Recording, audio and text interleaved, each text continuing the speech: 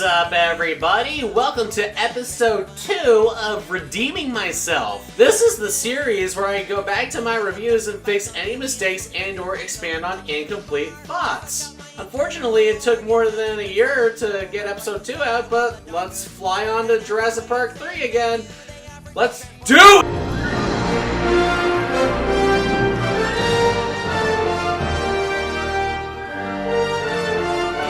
First off, I just wanted to say thank you to everyone who actually liked my review and for the positive feedback. It's the support of people who can actually accept someone else liking Jurassic Park 3 that makes me want to keep the channel going. That is, unless YouTube falsely takes me down, in which case, it was a nice ride. This video of mine alone has gotten the most attention on pretty much anything that has to do with a YouTube video. It has the most likes, dislikes, views, and comments. It could have been the length and time, but then Dark Knight and Lemony Snicket's happened, and then, yeah, it was all downhill from there. After thinking the Twister review wasn't as bad as it could have been, I decided to go balls to the wall for my next one. Review Jurassic Park 3 and say that I thoroughly enjoyed it. Nearly everyone I've seen review this film either hated it or found it underwhelming, so I thought I would make the attempt at kind of being the first person to review it in a positive light. Really, the only people I can think of that didn't give it a harshly criticized review is Roger Ebert and Tamara from Channel Awesome. I've seen the third like 3 or 4 times, and I love the third. I think the third is really good. And it wasn't because I thought it'd just give me a bunch of publicity, but because I genuinely liked the film and could be considered a breath of fresh air to see a different kind of reaction to the film. Honestly, I don't think my review would have been nearly as popular if it was just another negative review. Which actually kind of sounds relative as to why I like the Spinosaurus. Speaking of which, there will not be a huge focus on it in this video. I'll have a second part to this Redeeming Myself that will be exclusively about the Spinosaurus and why I like it. It will pretty much be the point-end discussion on why I do. This part might bring up very small things relating to Spiny, but will mainly be focused on mistakes here and there that could have been fixed. We'll start with the classic non-scripting mistake. I kind of fixed this particular mistake in my Lost World review, but the reason I gave for Johnson directing and not Spielberg was merely an assumption.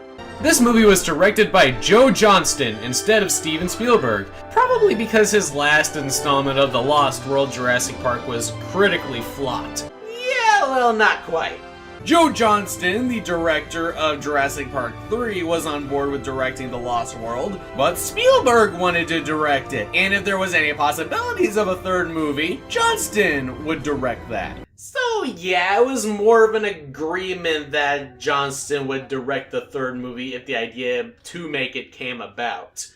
I also got this information from a comment, so thank you for helping me resolve that issue. Greatly appreciate it. This was another movie that I thought I knew so well that I didn't need a script to talk about it, but the stuttering kind of proved me wrong on that.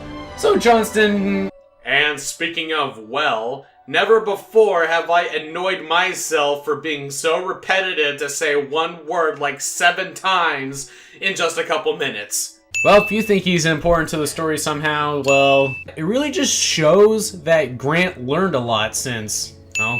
I think now it's time we get introduced to, well, you can tell that these guys are going to be, you know, the victims because, well, Nash is, well... There are things I said that just didn't sound right after I stopped. Like this moment, for example. On this planet. And even though this scene does come out of nowhere, it both has a pretty interesting set of dialogue that references the previous 2 movies. But unfortunately, this scene is also home to, well, leading to Grant, who's supposed to be one of the smartest characters in the film, to be a little bit dumb. So I'll say it again, but more fluent. It is entirely possible that raptors, rather than humans, would have become the dominant species on this planet. And even though this scene does come out of nowhere, there's one thing I like about it. It references the previous 2 films. Does anyone have a question that does not relate to Jurassic Park?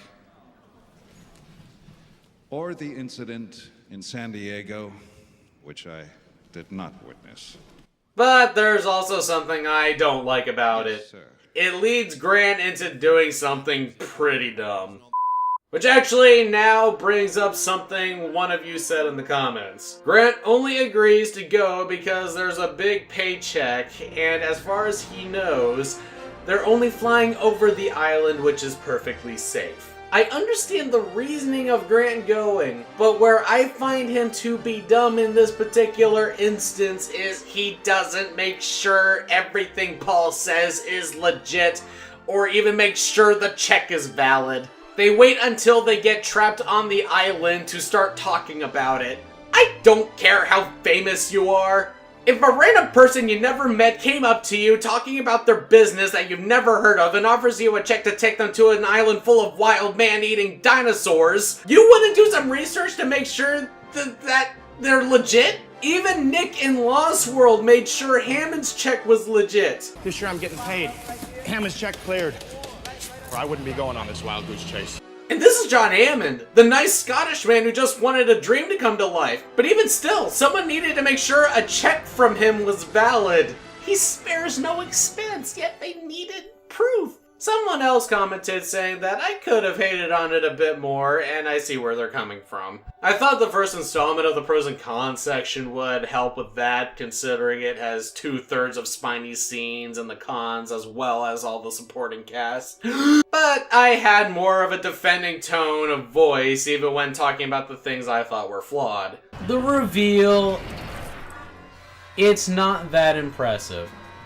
It goes for more of a jump scare than a legitimate scare. No atmosphere really builds. Like, okay, you hear the roar, then you see Cooper running out of the forest, and then you kind of get a cut back and forth shot between Nash and Cooper. And yeah, that was part of the idea, defending a movie I feel a lot of people underappreciate, but I definitely could have had a harsher tone when criticizing things. And speaking of the pros and cons section, it's pretty unnecessary to have the transitions like this. But hey, still probably shorter than Leafy's old transitions.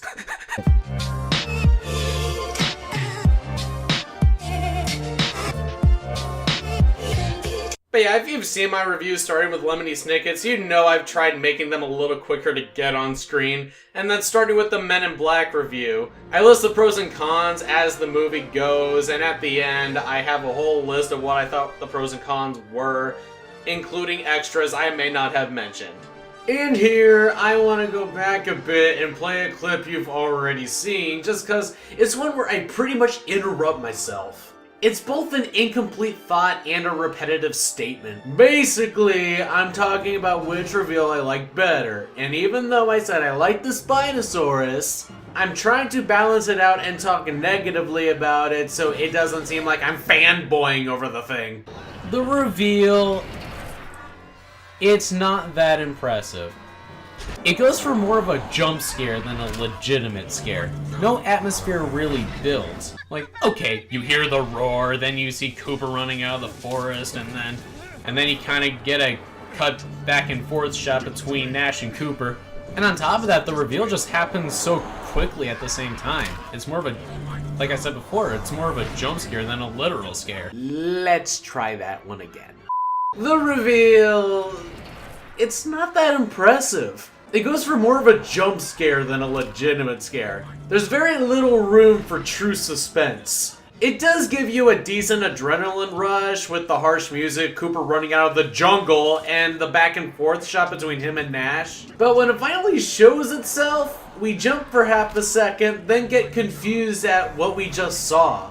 It's completely opposite from how the T-Rex was revealed in the first film. And while it is nice they tried a different approach to revealing a new super predator, it just doesn't work here. And really one more thing I wanted to fix was my explanation on how Grant could understand raptors in one way but not another. To refresh your memory, when a raptor makes this sound, he knows it's calling for help. Then a little later he sees two raptors doing this, and now he doesn't know what they're saying.